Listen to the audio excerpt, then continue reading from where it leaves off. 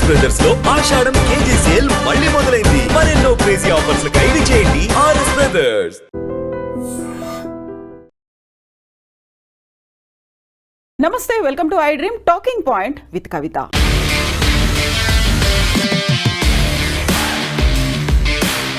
ధర్మస్థల, యాక్చువల్గా ధర్మస్థలలో ఏం జరుగుతోంది, దేశమంతా ఉలిక్కి పడేలా చేసినటువంటి ఘటన, సమాచారం, అది కూడా ఒక మాజీ పారిశుద్ధ్య కార్మికుడు ఇచ్చినటువంటి ఒక సమాచారంతో దేశమంతా ఇప్పుడు ధర్మస్థల గురించి చర్చించుకుంటోంది.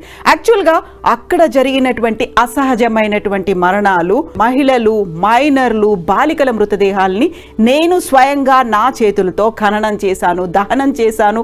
ఎవరికీ కనిపించకుండా ఉండడానికి కొన్ని మృతదేహాలను నేత్రావతి నదిలో కూడా వదిలిపెట్టాను. వెస్టర్న్ ఘాట్లో పశ్చిమ కనువల్లో నెలకొని ఉన్నటువంటి ఈ ధర్మస్థల పుణ్యక్షేత్రంలో ఆ పరిసర ప్రాంతాల్లో ఇలాంటి అసహజ మరణాలు సంభవించాయి. ఒక మిస్టీరియస్ డెత్స్, మాస్ బరియల్ జరిగింది అనేటువంటి వార్త దేశవ్యాప్తంగా సంచలనం అయితే కలిగించింది. కర్ణాటక రాష్ట్ర ప్రభుత్వం స్పెషల్ ఇన్వెస్టిగేషన్ టీంని ఏర్పాటు చేసింది. సిట్ ఇప్పుడు ఆ మాజీ పారిశుద్ధ్య కార్మికుడు చెప్పినటువంటి 13 స్థలాల్లో తవ్వకాలు మొదలుపెట్టింది. యాక్చువల్గా 6వ ప్రాంతంలో తవ్వకాలు జరిపినప్పుడు ఒక అవశేషం అయితే దొరికింది, అస్థి పంజరం దొరికింది. తల లేకుండా, స్కల్ లేకుండా ఉన్నటువంటి ఒక అస్థి పంజరం దొరికింది. అది కూడా మేల్ది అని ఫోరెన్సిక్ నిపుణులైతే అంచనా వేస్తున్నారు. ముందు నుంచి ఎక్స్పెక్ట్ చేసినట్టుగా మహిళలు కాకుండా ఒక పురుషుడి అస్థి పంజరం అయితే భూమికి 2-3 అడుగుల లోతులో తవ్వితే అది బయటపడింది. ఇప్పుడు 9వ ప్రాంతంలో కూడా తవ్వకాలు ఈ రోజు జరుగుతున్నాయి. వరుసగా 5వ రోజు అది కొనసాగుతోంది.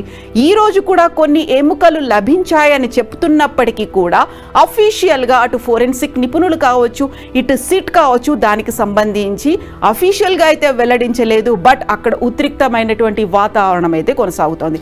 యాక్చువల్గా ధర్మస్థల కర్ణాటక రాష్ట్రంలో దక్షిణ కన్నడ ప్రాంతంలో ఉన్నటువంటి ధర్మస్థల బెల్తంగడి అనేటువంటి ఒక తాలూకాలో ఉంది. ధర్మస్థల పక్కనే నేత్రావతి నది ఉంది.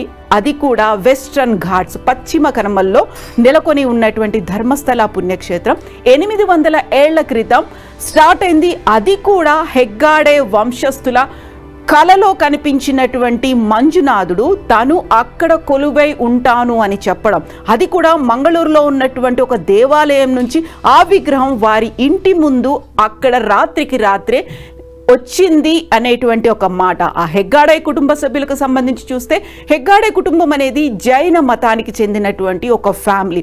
వంశపారంపర్యంగా ఆ హెగ్గాడే కుటుంబ సభ్యులు ఇప్పుడు మళ్ళీ ధర్మకర్తలుగా ఉన్నారు.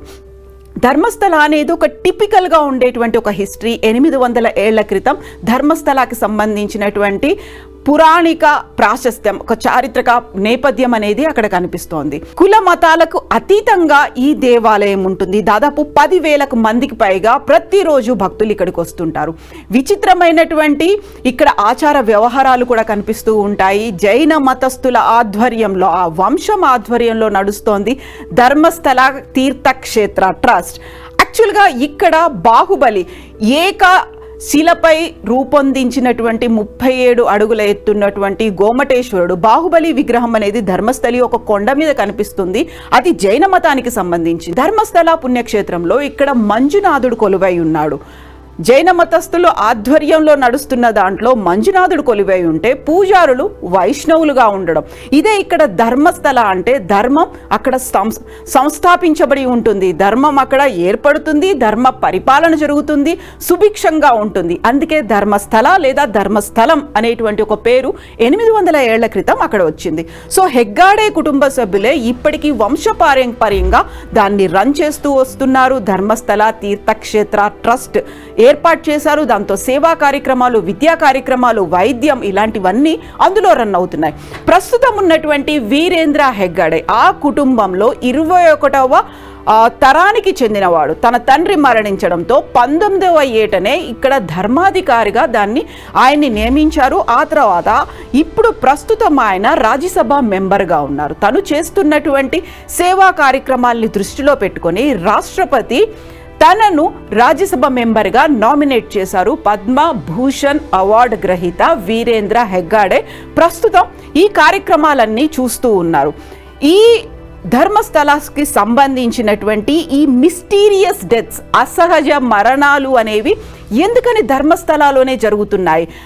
అక్కడ బెల్తంగడి తాలూకాకి సంబంధించి ధర్మస్థల పరిసరాల్లో ఉన్నటువంటి, ధర్మస్థలతో పాటుగా ఉజిరే అనేటువంటి విలేజ్, ఈ 2 విలేజ్ల్లోనే మిస్టీరియస్ డెత్స్ అనేవి ఎక్కువగా కనిపించాయి. 2001 నుంచి 2011 మధ్య కాలంలో ధర్మస్థల, ఉజిరే ఈ 2 గ్రామాల్లోనే 452 అసహజ మరణాలు సంభవించినట్టుగా ఆర్టీఐ ఇచ్చినటువంటి రిప్లైలో ఉంది. అంటే రైట్ టు ఇన్ఫర్మేషన్ యాక్ట్కి సంబంధించినటువంటి రిప్లైలో ఉజిరే, ధర్మస్థలకి సంబంధించి 452 మరణాలు ఈ బెల్తంగడి తాలూకాలో జరిగాయి.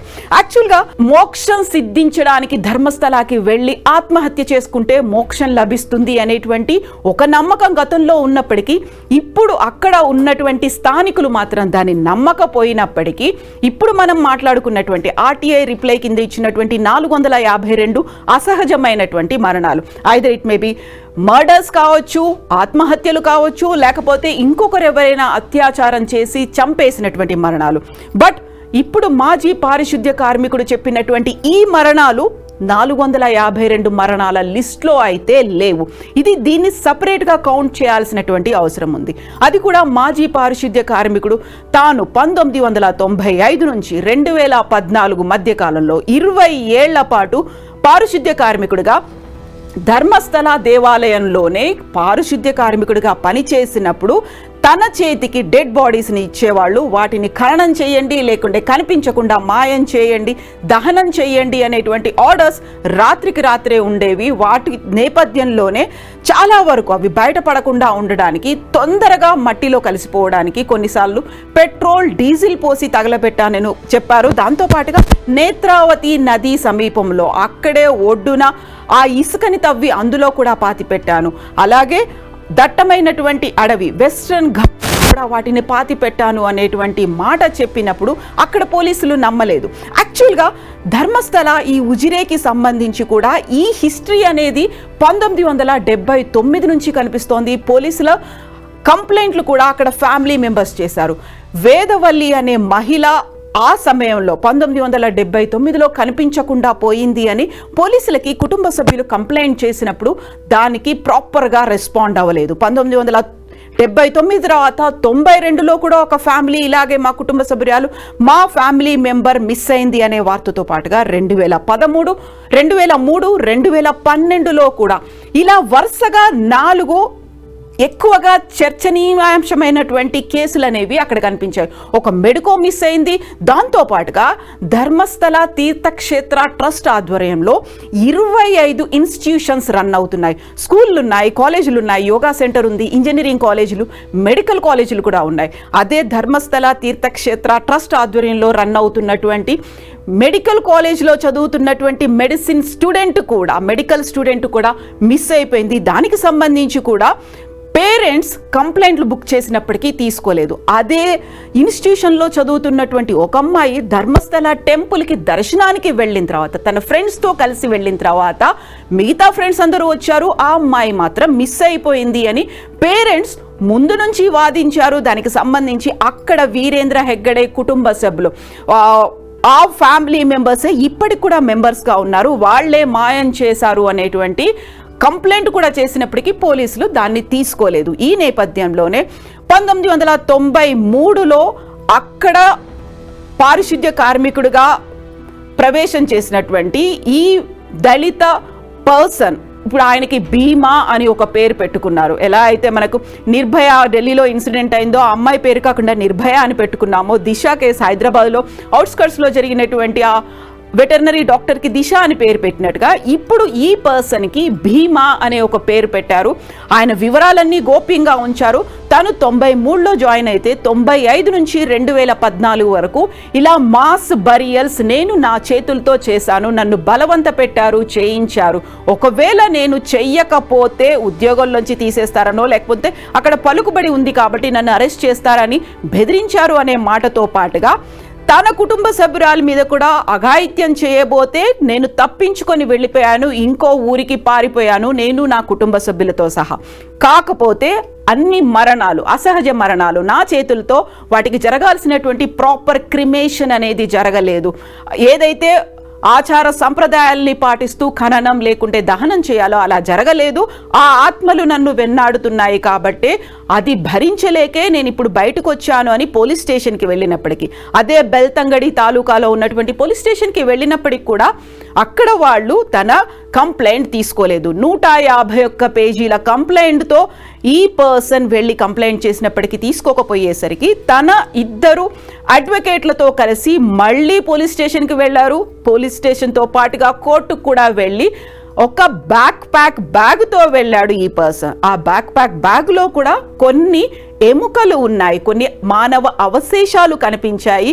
దాంతో అవాక్కైపోయినటువంటి పోలీస్ స్టేషన్లో ఉన్నటువంటి పోలీసులు దీనికి సంబంధించి ఒక విచారణ చేపట్టాల్సినటువంటి అవసరం ఉంది అని భావించారు. ఇదే మాటని అడ్వకేట్లు కూడా చాలా గట్టిగా చెప్పడంతో కర్ణాటక ఉలిక్కి పడింది. ఆ తర్వాత సీఎం సిద్ధరామయ్య కూడా దీనికి సంబంధించి సిట్ని ఏర్పాటు చేస్తున్నామని అనౌన్స్ చేశారు.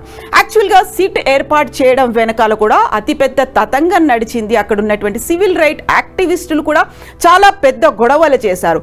ఇది కొన్ని దశాబ్దాలుగా జరుగుతూ ఉన్నప్పటికీ ధర్మస్థల అనేది ఒక మిస్టీరియస్ డెత్స్, అది కూడా అన్ని అసహజమైనటువంటి మరణాలు. వాటిలో కూడా అమ్మాయిలు ఉన్నారు, 12 ఏళ్ల చిన్న మైనర్ బాలిక కూడా ఉండడం, 40 ఏళ్ల మహిళలు ఉండడం, వీళ్ళందరూ మిస్ అయిపోయారు. ఎక్కడికి వెళ్ళారో తెలియదు. ఒక సస్పెన్స్ అనేది కొనసాగుతూ ఉంది.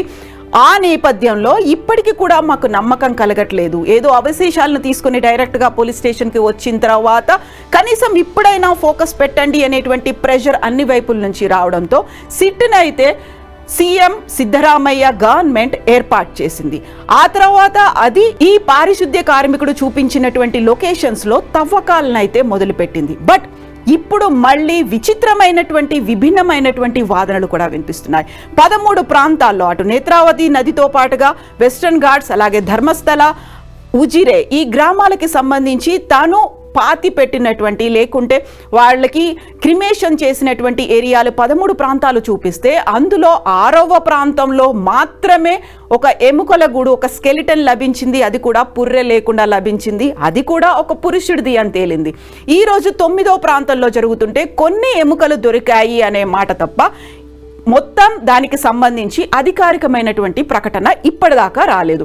దీంతో పాటుగా ఇంకా మిగిలినటువంటి ఆ 4 ప్రాంతాల్లో ఏం జరుగుతోంది, ఇక్కడే ఆ పారిశుద్ధ్య కార్మికుడు, మాజీ పారిశుద్ధ్య కార్మికుడికి సంబంధించినటువంటి ఆయన సైకాలజీ మీద, ఆయన పర్సనాలిటీ మీద డౌట్స్ అనేవి వ్యక్తమవుతున్నాయి. యాక్చువల్గా మాస్ మరణాలు జరిగాయి, 106 మందికి పైగా నేనే పాతి పెట్టాను అని చెప్పినప్పుడు ఆ పర్సన్ మీద నార్కో అనాలిసిస్ టెస్టులు చేయించాలి అనే వాదనతో పాటుగా లై డిటెక్టర్ టెస్టులు చేయించాలి, ఆయన సైకాలజీని అసెస్ చేయాలి, ఆయనకు మెడికల్ ఎగ్జామినేషన్స్ చేయించాలి అనేటువంటి వాదనలు కూడా వచ్చాయి. బట్ అదే టైంలో సివిల్ రైట్ యాక్టివిస్టులు ఎంటర్ అయిన తర్వాత అసలు ఒక సంఘటన జరిగింది, లేకపోతే అక్కడ మాస్ మరణాలు జరిగాయి, లేకుంటే మాస్ బరియల్స్ జరిగాయి, ముందు నుంచి వీటికి సంబంధించి విభిన్నమైనటువంటి వాదనలు వస్తున్నప్పుడు ఒక పర్సన్ వచ్చాడు, నేనే నా చేతులతో చేశాను అని చెప్పినప్పుడు ఎందుకని దాన్ని ప్రామాణికంగా తీసుకోవట్లేదు అనే వాదనతో సిట్ ఏర్పాటైనప్పటికీ ఇప్పుడు 9వ ప్రాంతంలో అక్కడ తవ్వకాలు అనేవి జరుగుతున్నాయి. పెద్ద ఎత్తున ఒక 20 మంది వర్కర్స్ పనిచేస్తున్నారు. అక్కడ బుల్డోజర్లు వీటన్నిటిని తీసుకొని వర్క్ చేస్తున్నప్పుడు ఒక 6వ ప్రాంతం 9వ ప్రాంతంలో మాత్రమే కొన్ని ఎముకలు దొరికాయి తప్ప మాస్గా జరిగినట్టుగా ఆనవాళ్లు కనిపించట్లేదు. కాబట్టి మళ్ళీ ఆ పర్సన్ సైకలాజికల్గా టెస్ట్ చేయాలి. ఒకవేళ డిప్రెషన్లో ఉన్నాడా, లేకపోతే ఆయన మీద ఒత్తిడి ఏమైనా ఉందా అనేది. 1979లో వేదవల్లికి సంబంధించి కుటుంబ సభ్యులు కంప్లైంట్ ఇచ్చినప్పుడు కూడా అక్కడ ఉన్నటువంటి రాజకీయ పలుకుబడి కావచ్చు, పోలీసులు కావచ్చు, అధికారులు కావచ్చు, అక్కడ ఉన్నటువంటి ప్రజాప్రతినిధులు, పెద్దలు, వాళ్ళందరూ హెగ్గాడే కుటుంబాన్ని అక్కడ భూస్వాములుగా, ధనస్వాములుగా చెప్తూ ఉంటారు. వాళ్ళ ఆధ్వర్యంలోనే టెంపుల్ రన్ అవుతుంది కాబట్టి వాళ్ళ ఒత్తిడికి లొంగే కంప్లైంట్ తీసుకోలేదు అనేటువంటి వాదన ఉంది. కాబట్టి ఇప్పుడు అదే ప్రెషర్ మళ్ళీ ఈ పారిశుద్ధ్య కార్మికుడి మీద పెడుతున్నారా అనేటువంటి వాదనలు కూడా వినిపించాయి. At the same time Ananya Bhatt, ఇప్పుడు పారిశుద్ధ్య కార్మికుడికి సంబంధించినటువంటి అడ్వకేట్ కూడా పోలీసులకు కంప్లైంట్ చేసింది సిట్లో ఉన్నటువంటి స్పెషల్ ఇన్వెస్టిగేషన్ టీంలో ఉన్నటువంటి మంజునాథ గౌడ అనేటువంటి ఒక పోలీస్ ఆఫీసర్ ఈ పర్సన్ని బెదిరిస్తున్నారు. ఎవరైతే నేను నా చేతులతో వాళ్ళని మాయం చేశాను, శవాల్ని దహనం చేశానని చెప్తున్నటువంటి పర్సన్ని బెదిరిస్తున్నారు. నువ్వు కేసుని వాపస్ తీసుకో, ఈ కంప్లైంట్ను వెనక్కి తీసుకో, లేకపోతే నీ ప్రాణాలకే ప్రమాదం అని బెదిరిస్తున్నారు అని అనన్య భట్ చెప్తే సిట్ మాత్రం దాన్ని ఖండిస్తోంది, వ్యతిరేకిస్తోంది. అలాంటి ఘటన జరగలేదు అని చెప్తున్నప్పుడు మళ్ళీ ఇంకొక రకంగా సరికొత్తగా ఒత్తిడులు ఏమైనా పెరిగాయా అనేటువంటి వాదన కూడా వినిపిస్తోంది. ఎట్ ద సేమ్ టైం ఇప్పటిదాకా బోల్డ్ అంత హైప్ కనిపించింది, లేకపోతే బోల్డ్ అని వివాదాలకు సంబంధించి విశ్లేషణలు ఇవన్నీ కనిపించిన తర్వాత ఎక్స్పెక్ట్ చేశారు చాలా వరకు అక్కడ అవశేషాలు కనిపిస్తాయి, డెడ్ బాడీస్ కనిపిస్తాయని. బట్ అలాంటిది ఏది కనిపించకపోయేసరికి వెనక్కి తీసుకోవాలా లేకుంటే దీనికి సంబంధించి ఫర్దర్గా ఎలా చేయాలి అనే దాంతో పాటుగా ఒకవేళ నిజంగానే మిగిలినటువంటి ఆ 4 ప్రాంతాల్లో కనుక దొరికితే DNA టెస్ట్లతో ఆనవాళ్లు ఐడెంటిఫై చేయడం సులభం అవుతుందా అనేది. ఎందుకంటే ఒక పర్సన్ని పాతిపెట్టిన తర్వాత, ఖననం చేసిన తర్వాత, లేకపోతే దహనం చేసిన తర్వాత అక్కడ సాఫ్ట్ టిష్యూ అంటే మన అవయవాలతో పాటుగా స్కిన్ దాని లోపల ఉన్నటువంటి మిగతా పార్ట్స్ అన్నీ కూడా స్పాయిల్ అయిపోయి ఉంటాయి, డిస్పోజ్ అయిపోయి ఉంటాయి. సాఫ్ట్ టిష్యూ అనేది కనిపించదు కాబట్టి ఎముకలు లేదా దంతాల నుంచి మాత్రమే DNA అనేది ఐడెంటిఫై చేయాల్సినటువంటి అవసరం ఉంది. ఇప్పుడు సరికొత్తగా ఎవరెవరైతే మిస్టీరియస్ అయ్యారో లేకపోతే అన్యాచురల్ డెత్స్ గురయ్యారో, ఎవరైతే కంప్లైంట్స్ చేశారో వాళ్ళ ఫ్యామిలీ మెంబర్స్ అందరి దగ్గర నుంచి శాంపిల్స్ కలెక్ట్ చేసుకోవాల్సినటువంటి అవసరం ఉంటుంది. At the same time DNA టెస్ట్ల కోసం దంతాలు లేదా ఎముకల మీదే ఆధారపడాల్సి అవసరం ఉంటుంది. సో ఇప్పుడు RTI ఇన్ఫర్మేషన్ బట్టి అయితే 452 అసహజ మరణాలు ఉంటే ఆ 452 మందికి సంబంధించినటువంటి DNA టెస్ట్లు అనేవి ఫ్యామిలీ మెంబర్స్ దగ్గర నుంచి తీసుకోవాలి. బట్ ఇప్పుడు ఇక్కడ 106 మందికి పైగా అన్నప్పుడు అది 106 కాదు, ఇంకా అంతకు మించి ఉంటుంది అనేటువంటి వాదనలు వినిపిస్తున్నప్పుడు 452 వేరే 106 వేరే అనుకున్నప్పుడు ఇంతమంది దగ్గర నుంచి శాంపిల్స్ తీసుకోవడం అనేది అది కూడా టఫ్ టాస్క్. అది కూడా 1995 నుంచి 2015 మధ్యలో జరిగింది అంటే ఆ ప్రాంతంలో ఎంతమంది జరిగాయి, లేకపోతే ఎంతమంది గుర్తున్నారో, ఆ ఫ్యామిలీ మెంబర్స్ అయినా ఇప్పటికైనా ఉన్నారా, రీలొకేట్ అయ్యారా, ఎక్కడికి వెళ్ళిపోయారు, ఇవన్నీ కూడా ఆలోచించాల్సినటువంటి అవసరం ఉంది. అయితే ఈ సిట్ బృందంతో పాటుగా ప్రతి చోటికి ఆ 20 మంది వర్కర్స్, అలాగే ఫోరెన్సిక్ నిపుణులు, పాథాలజిస్టులు, ఎక్స్పర్ట్స్ వీళ్ళందరూ కూడా ప్రతి చోటికి వెళ్తున్నారు. ఎక్స్కవేషన్స్ అనేవి జరుగుతున్నాయి, డిగ్గింగ్ అనేది జరుగుతోంది. సో అలాంటి దట్టమైన అడవి ప్రాంతంలో ఏం జరిగింది, పాతి పెట్టాను అని చెప్పినటువంటి పర్సన్ చాలా వరకు వాళ్ళ శరీర భాగాల మీద గాయాలయ్యాయి, పుర్రెలు పగిలిపోయి ఉన్నాయి, బట్టలు లేని సిచ్యువేషన్లో ఉన్నారు, కేవలం అండర్వేర్ మాత్రమే ఉన్నాయి, కొన్నిసార్లు చెట్లకి మృతదేహాలు వేలాడినటువంటి కండిషన్స్ కూడా ఉన్నాయి అని చెప్పినప్పుడు నిజంగా అవన్నీ జరిగితే ఇప్పటికీ ఆ ప్రాంతం అంతా దట్టమైన అడవిగా మారిపోయిన తర్వాత ఆ అవశేషాలు ఆనవాళ్లు ఏమైనా దొరుకుతాయా అనేది వీటన్నిటికీ సంబంధించి బోల్డ్ అంత డౌట్స్ అయితే ఉన్నాయి. అండ్ ఫోరెన్సిక్కి సంబంధించి ఆ అవశేషాలని వాటి నుంచి ఐడెంటిఫై చేయడం, రిట్రీవ్ చేయడం, తెలుసుకోవడం అనేది కూడా మెల్లిమెల్లిగా కాలం గడిచినా కొద్దీ అది టఫ్ అయ్యే ఒక ఛాలెంజింగ్గా ఉండేటువంటి సమస్య కూడా ఉంది. దీంతో పాటుగా ధర్మస్థల అయితే ప్రస్తుతానికైతే వీరేంద్ర హెగ్గడేతో పాటుగా వాళ్ళ ఫ్యామిలీ మెంబర్స్ కూడా అక్కడున్నటువంటి సివిల్ కోర్టుకు వెళ్ళారు. ధర్మస్థల గురించి విపరీతమైనటువంటి ప్రచారం, నెగటివ్ ప్రొపగండా అవుతోంది, అన్ని అనవసరమైనటువంటి వార్తలు ఇస్తున్నారు. ఒక సివిల్ కోర్టులో ఒక గ్యాగ్ ఆర్డర్ పాస్ చేయండి. 8,000కి పైగా లింకులని సివిల్ కోర్టుకి హెగ్గాడే ఫ్యామిలీ సమర్పించింది. అందులో సోషల్ మీడియా అకౌంట్స్ ఉన్నాయి, యూట్యూబ్ ఛానల్స్ ఉన్నాయి, ఫేస్బుక్ పేజెస్ ఉన్నాయి. వీళ్ళందరినీ మీరు కంట్రోల్ చేయండి. అన్అఫీషియల్గా అనాథరైజ్డ్ పర్సన్స్ మా గురించి ధర్మస్థల తీర్థక్షేత్ర ట్రస్ట్ గురించి మాట్లాడుతున్నారు అని. ఇప్పటిదాకా ధర్మస్థలకి సంబంధించి న్యూస్ ఇవ్వలేదు. బట్ నిన్న మాత్రం కర్ణాటక హైకోర్టు దీనికి సంబంధించి సివిల్ కోర్ట్ ఇచ్చినటువంటి ఆ జడ్జిమెంట్ని రద్దు చేసింది. అక్కడ ఏం జరుగుతుంది అని తెలుసుకోవాల్సినటువంటి హక్కు ప్రజలకు ఉంటుంది, ఏమవుతోంది అని వివరించాల్సినటువంటి అవసరం కూడా ఉంది. కాబట్టి అక్కడ పబ్లిక్ ఇంట్రెస్ట్ అనేది ఉంది. ఎట్ ద సేమ్ టైం అక్కడ స్వేచ్ఛ, భావ ప్రకటన స్వేచ్ఛ కూడా ఉంటుంది. మీడియాని మనం కంట్రోల్ చేయలేము అంటూ కర్ణాటక హైకోర్టు కూడా ఒక తీర్పునిచ్చింది. సివిల్ కోర్టు ఇచ్చినటువంటి జడ్జిమెంట్ని రద్దు చేసింది. కాబట్టి మళ్ళీ ఇప్పుడు మేము ధర్మస్థల గురించి మాట్లాడుతున్నాం. యాక్చువల్గా ఇది ఓవరాల్ గా ఇప్పటిదాకా జరిగినటువంటి ధర్మస్థల 800 ఏళ్ల చరిత్ర ఉన్నటువంటి ధర్మస్థల. ప్రతిరోజు 10,000 మందికి పైగా వస్తుంటారు. ఒక విద్యాదానం జరుగుతుంది, అన్నదానం జరుగుతుంది, వైద్యానికి సంబంధించి అవుతుంది, ఆయుష్ ట్రీట్మెంట్లు అవుతుంటాయి. నేత్రావతి నది సమీపంలో అక్కడ హెర్బల్ చెట్లు అనేవి ఎక్కువ ఉన్నాయి, ఆయుర్వేద చెట్లు ఎక్కువ ఉన్నాయి, కాబట్టి న్యాచురోపతి అనేది కూడా ఎక్కువగానే ఉంటుంది. బట్ మిస్టీరియస్ మరణాలకి నేత్రావతి నది, ధర్మస్థల అండ్ అక్కడున్నటువంటి ఉజిరే ప్రాంతం, వెస్టర్న్ ఘాట్స్ ఎందుకు కేంద్రం అయ్యాయి? ఇదంతా మళ్ళీ కంక్లూడింగ్ పాయింట్ హెగ్గాడే కుటుంబ సభ్యుల్లోనే అవినీతి అనేది ఉంది, లేకుంటే దాంట్లోనే ఇలాంటి అరాచకాలు చేసే వాళ్ళు ఉన్నారు అనేటువంటి వాదనలు, వాళ్ళ ఆధ్వర్యంలోనే వాళ్ళ అండదండతోనే ఇలాంటి ఇన్సిడెంట్స్ అన్నీ జరుగుతున్నాయి అనేది. సో వీటన్నిటికీ సంబంధించి సమగ్రమైనటువంటి విచారణ జరగాల్సినటువంటి అవసరం అయితే ఉంది. సిట్ రిపోర్ట్ ఏమిస్తుంది? యాక్చువల్గా మాజీ పారిశుద్ధ్య కార్మికుడు చెప్పిన దాన్ని బట్టి చూస్తే ఇప్పటికీ మిగిలినటువంటి 4 ప్రాంతాల్లో అవశేషాలు దొరుకుతాయా లేదా? అక్కడైతే ఉద్రిక్తమైనటువంటి వాతావరణం ఉంది. అక్కడ ఉన్నటువంటి స్థానికులైతే, ఉజిరే ధర్మస్థలాలో ఉన్నటువంటి స్థానికులైతే నిజంగా మా ఫ్యామిలీ మెంబర్స్ మిస్ అయిపోయారు కాబట్టి దాన్ని బయటికి తేవాల్సిన అవసరం ఉంది. బట్ అదే టైంలో ఇతను ఎందుకని ఇంతకాలం ఆగాడు, ఇప్పుడు ఎందుకని బయటికి వచ్చాడు? నిజంగా ఫోరెన్సిక్ ఆధ్వర్యంలో జరుగుతున్నటువంటి టెస్టులో అయినా నిరూపణ అవుతుందా? ఎంతమంది ఎక్కడ ఎలా మాయమైపోయారు? బోల్డ్ అన్ని క్వశ్చన్స్ అయితే ఉన్నాయి. వీటన్నిటికీ సంబంధించి ఇంకా ఎదురు చూడాల్సినటువంటి అవసరం ఉంది. బట్ ధర్మస్థలాలో అధర్మం అనేది జరిగింది అనేటువంటి మాట కూడా ఉంది. దానికి సంబంధించి కూడా ఇప్పటికీ అయితే ఒక క్లారిటీ అనేది లేదు, సస్పెన్స్ అనేది కొనసాగుతూనే ఉంది. యాక్చువల్గా దీనికి ఎండ్ కార్డ్ ఎప్పుడు పడుతుంది? అక్కడ ఉన్నటువంటి రాజకీయ కారణాలు కూడా కనిపిస్తున్నాయి. ధర్మస్థల తీర్థక్షేత్ర ట్రస్ట్ అయితే ఇది పారదర్శకంగా జరగాల్సినటువంటి అవసరం ఉంది, మేమున్నాము, మేము సహకరిస్తాము, మీకు ఎలాంటి హెల్ప్ కావాలన్నా మేము చేస్తాము అంటూ చెప్పినప్పటికీ కూడా డౌట్స్ ఇంకా కంటిన్యూ అవుతూనే ఉన్నాయి. యాక్చువల్గా ధర్మస్థల సంబంధించి ఎందుకని ఇంత ఒక మిస్టీరియస్, ఒక సస్పెన్స్ అనేది కొనసాగుతుంది? ఎండ్ ఎలా ఉంటుంది? ఒక కంక్లూడింగ్ పాయింట్ అనేది ఎప్పుడు వస్తుంది? మీరేమనుకుంటున్నారో కామెంట్స్ రూపంలో తెలియచేయండి. నిజంగా ప్రస్తుతం ఉన్నటువంటి సమాజం దేనికి ప్రయారిటీ ఇస్తుంది? ఆర్థిక సంబంధాల చుట్టూ మాత్రమే తిరుగుతుంది. మళ్ళీ ఎన్నికలంగానే చాలా విరక్తి కలుగుతాం. మంచి అనిపిస్తుంది కదా, లేడీస్ కూడా ఛాలెంజింగ్ జాబ్స్ చేసినప్పుడు చాలా బాగుంటది. ట్రాఫిక్ అసిస్టెంట్స్ గా నియమించిన ట్రాన్స్జెండర్స్ అందరితో సాల్యూట్ చేయించుకుంటున్నారు. ఫుడ్ డెలివరీ ఇవ్వటానికి వెళ్ళినటువంటి డెలివరీ బాయ్ అనిల్ పై కళ్ళ ముందు